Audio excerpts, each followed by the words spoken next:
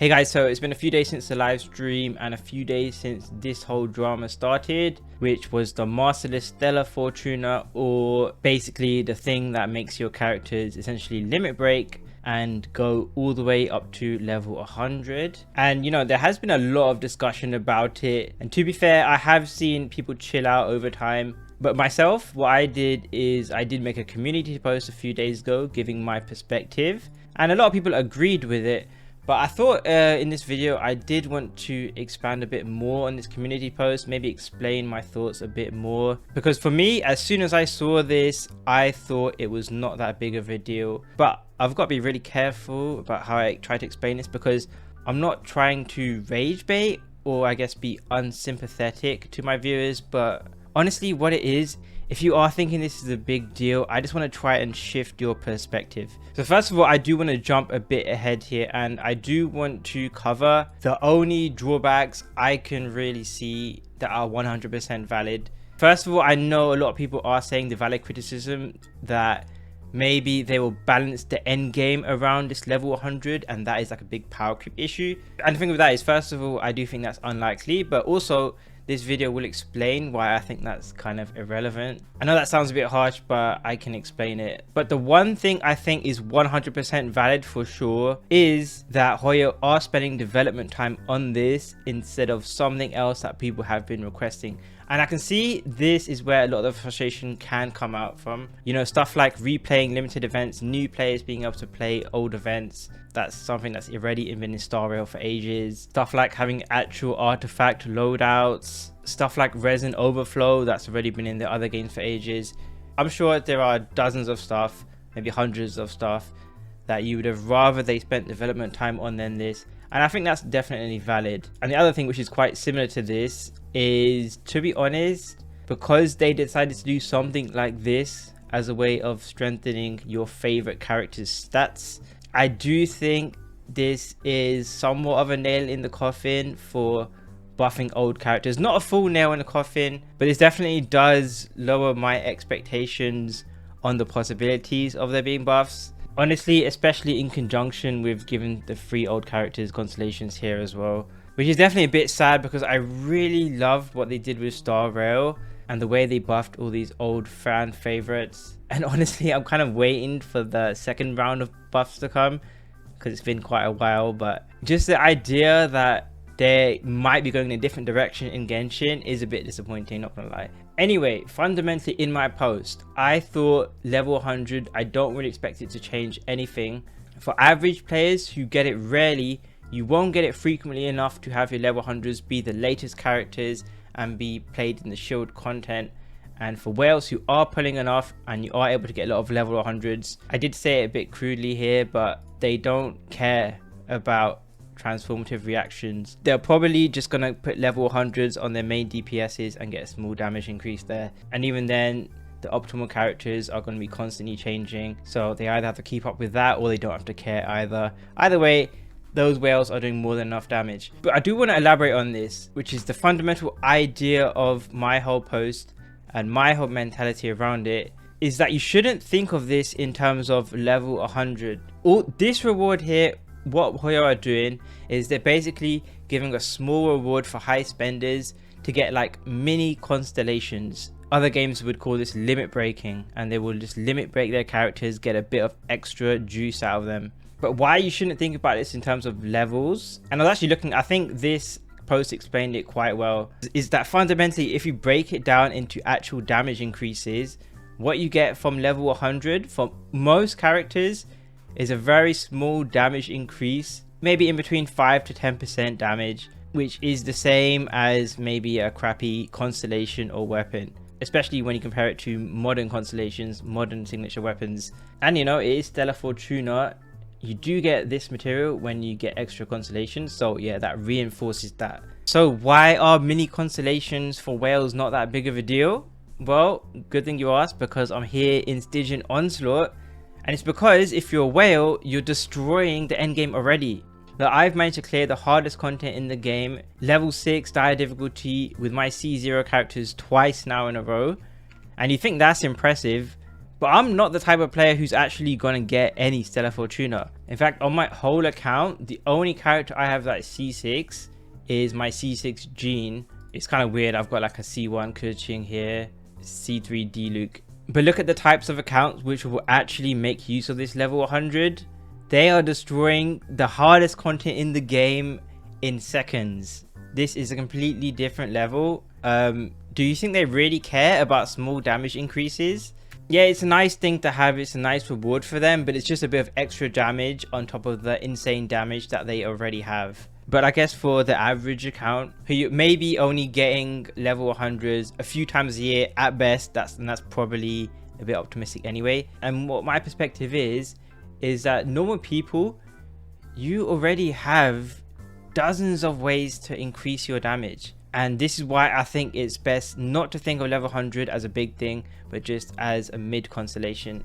Look at my Neuvillette calculations, and this is from an old outdated video at this point, with all the new teammates Neuvillette has. But say for example, level 100 on Neuvillette gives somewhere about 5 to 10% damage increase on him. Why it's not a big deal is because if you really wanted to increase your Neuvillette's damage, look at all these things you can get. Or if you wanted to improve your Ayaka, look at all these things you could get. Maybe level 100 Ayaka is doing like 7 or 8% more damage. Again, one thing is that there are formulas for level 100 and all that, but we don't know exactly if stuff like that will change. But if you assume, you know, maybe we're getting 7% more damage, look at all these other things, and most of these stuff you're getting more damage. If your Ayaka's only doing a bit more than half of your team's damage, 7% on her, it's more like maybe 3 or 4% team damage. Look at all these other things. So yeah, level 100, it does do something, but it's almost honestly like, congratulations, you got lucky on a early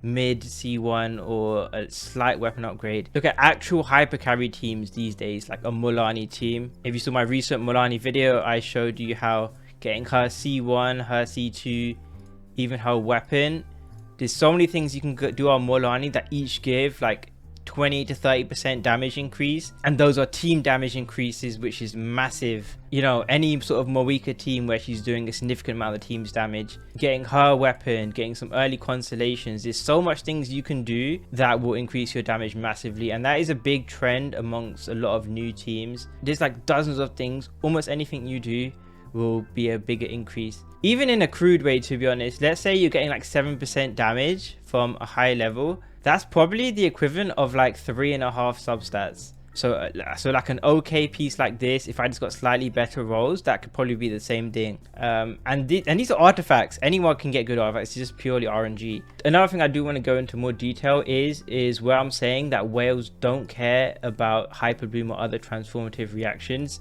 Because I know I'm saying that level 100 isn't that big of a deal, but I know there is a lot of talk right now about some transformative reactions like hyper bloom. They scale very well with level 100s, and with current formulas you may be even looking at 40% extra damage to your hyper blooms. First of all, people are getting those numbers from stuff like the damage formula of hyper blooms, and it has like level multipliers, stuff like that. And yeah, first of all, I do want to say that a lot of this stuff is not guaranteed.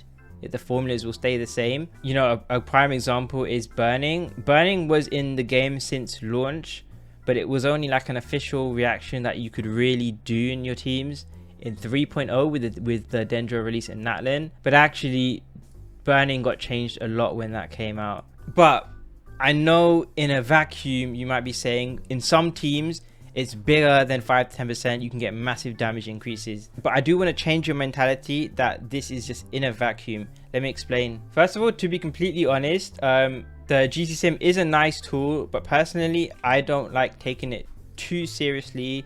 You know, there's big disclaimers here to take it with a grain of salt, but for the sake of this example, it will be quite useful. So say for example, if I pull up the damage calculations on a pipe bloom team like this, so you might be thinking, oh, budget teams like this can get insane damage increases. But you can see here, you know, this is not going to be perfectly accurate. It's a sim after all. But Shinobu, who is doing the hyper blooms, is only doing 58% of your team's damage, which is nice. Out of that 78k, 78541 times 0.58, Shinobu is only doing 45k of that. Which means, broadly speaking, if you times that by 1.4, that is going up by like 18k. So add that onto the original damage, I guess. And okay, that sounds nice. But what is the overall increase? Just looking at this, it's about 24% damage increase to your team's damage. But the thing is, that damage increase from getting Shinobu to level 100, and again, this is the best case scenario if nothing changes, but that is like similar or even less than what you're getting in like modern hyper carry teams, getting a weapon or constellation. And on top of that, a lot of these Dendro teams are already known as teams that have a high floor but a low damage ceiling, and that was back in 3.0, and it's definitely true now in version 5 with all the power creep and the strength of hyper carries.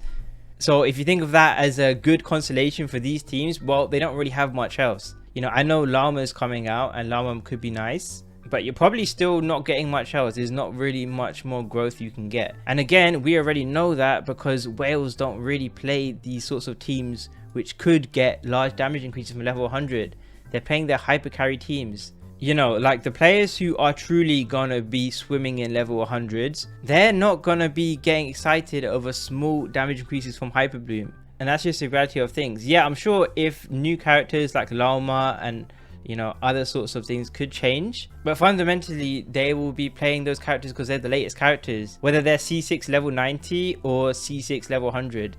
Is it really going to make that big of a difference for them? But for the normal players who are probably getting only a couple level 100s at most, you can think of it just like getting lucky on your temple, getting lucky and getting like a random C1 or getting a nice weapon. Like honestly, like congratulations, but it's not that big of a game changer. So yeah, even if you're a budget player and you don't have lots of consolations, you're just a normal player, yeah, if you do get the opportunity to get level 100, yes, you could put your level 100 into some sort of transformative reaction team and get a massive damage increase, which is cool. You know, that definitely is cool. And maybe if there's some new characters involved like Llama, yeah, that would be nice. But yeah, maybe that would make them a very strong team, one of the strongest teams on your account. Probably wouldn't make them the most insane broken team though, but maybe it's on par. But that would still be similar to maybe getting a weapon or a C1 on your hyper carry team. So yeah, for budget players it's nice, but it's not game changing, and it's still probably only for one of your teams, and then you still need other teams for Stygian Onslaught or the Abyss. And then on top of that, once you factor in how Stygian Onslaught changes all the time, you're going to need new teams and new teams. Who knows how often you'll be able to use that level 100 Shinobu or level 100 Nilu or whoever. So it's nice, but it's still a small cherry on top. Yeah, that cherry might be nicer for a budget player, but a budget player is also going to be getting it far less often. The other thing I want to talk about is balancing around level 100. And I said before, I don't think it really means anything. There is a lot of discussion around this. Will they balance around level 100? Is that like some crazy power creep? That's the thing. What does that really mean?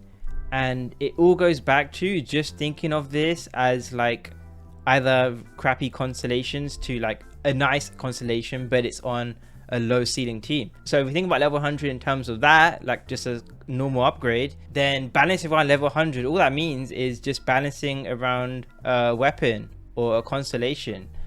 Except that is quite subjective, because you could argue, and a lot of people do say, that Stygian Onslaught Dire, the hardest difficulty, is already balanced around 5-star weapons or early constellations. But at the same time, there are a lot of people who are able to do it without constellations or without weapons, always without having the newest characters. So balancing around level 100 is just a subjective thing. Just my perspective, that really doesn't really mean anything. Even though you could say they could balance around level 100 by releasing, instead of level 110 enemies here, the Dire has level 120 or something. But that would be the same thing as just increasing the damage you need by like 5 to 10%. It might look on the surface as if they're increasing the level, but just think of it in terms of the damage needed. It's basically the same thing. It's almost a placebo if anything. And that's even assuming they're going to do that, which there's a good chance they don't do that, because as far as I know, in a lot of other gacha games, when they do introduce limit breaking sort of stuff, that is just a bonus on top. And honestly, logically, this is just so rare for like 99% of players that is just unrealistic to assume that they would balance around that anyway. Like, who is really having access to this? it's to the point, like just this whole video is just, it just doesn't matter. So the final thing I want to get across is if we can just discuss why you would care. And honestly, I think this is more of, I guess, like an OCD sort of thing. I don't mean that in a bad way, but it's more of a completionist thing. I think a lot of people are looking at this level 100 thing, and it just feels like you need that more than you need something like a constellation or weapon, which is more hidden away. And you just feel like if your character is not at the max level, it feels weird and your characters feel incomplete. Like I said, it's maybe like an OCD sort of thing. It feels more necessary than a constellation. But I hope I got it across there with all the feel stuff that this is just a feeling. You shouldn't care about this, especially if you ain't even going to have that much of these level 100s anyway, or even level 95s anyway. Like I said, I won't even get any because I'm 99% sure I have not got a C7 gene. And a good way of seeing this is maybe, again, if you want to go back in this Stygian Onslaught, how many of you guys get the completionist feeling in regards to clearing Stygian Onslaught Dire? Like, this is a thing in the game, and yeah, the skins are temporary, they go away after a while, so you never truly get anything permanent from doing Dire. But I'm sure there's people out there who feel like, oh, they have to complete Dire. But with that, you know, there are so many people who realize it's just pointless caring, and which is totally fine. If you can't get it, you shouldn't care, and there's no rewards, and it's not even really designed for budget players anyway, so you shouldn't care. And I honestly think the same thing applies to this. It's very minor. Most players probably getting 1 or 2 at most. So for us, we shouldn't care. And for the whales who are getting loads, it's either a small juice on top of their already game breaking damage, or for teams that it might be a bigger increase on, like Hyper Bloom, Overload, whatever, Bloom, whatever. Those teams, the whales aren't really playing anyway. So yeah, it is just my perspective, but I think it's a very healthy perspective. I hope a lot of you guys agree with me on this. You know, it does suck that they did do this and they haven't done like certain updates that people have really wanted. But looking at this in terms of isolation, you know, at the end of the day, like, high spenders are the players that are spending a lot on the game. You know, these games make a lot of money, but you could say, quote unquote, they're keeping the lights on. So if you look outside of your own bubble, it is fair for those guys just to get a slight extra reward, a bit of the cherry on top. Especially if, you know, as we've been saying, they're already destroying content. It doesn't really mean anything, this slight extra damage. So yeah, hopefully you guys enjoyed this video or this yap. I mean, still feel free to disagree. You know, if you don't agree with what I'm saying, that's fine, you can leave a comment. But even if you do, I hope you all have a good day, and I hope this just elaborated a bit more on my perspective. See you later, everyone.